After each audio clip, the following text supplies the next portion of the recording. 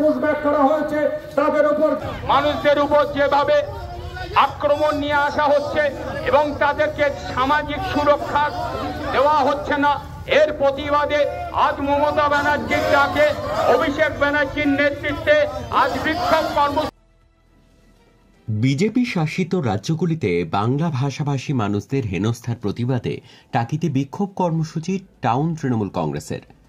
BJP শাসিত রাজ্যে বাংলা ভাষাভাষী মানুষদের হেনস্থা করা হচ্ছে, এই অভিযোগকে সামনে রেখে বুধবার রাজ্য জুড়ে প্রতিবাদ কর্মসূচির ডাক দেয় তৃণমূল কংগ্রেস।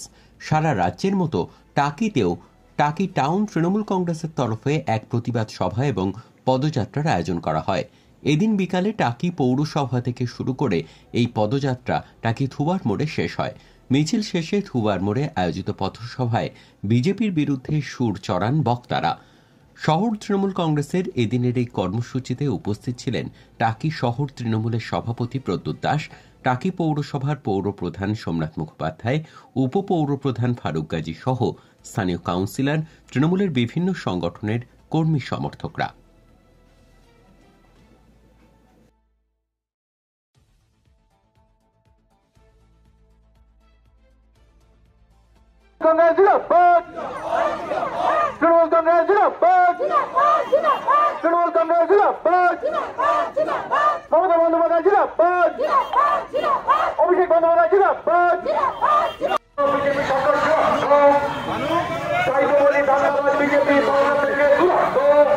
সমস্ত রাজ্যে রাজ্যে আজকে বাংলা ভাষী বাংলা কথা বললে তাদেরকে বাংলাদেশি তকমা দিয়ে বাংলাদেশের বিডিআর এর কাছে হস্তান্তর করে দেওয়া হচ্ছে।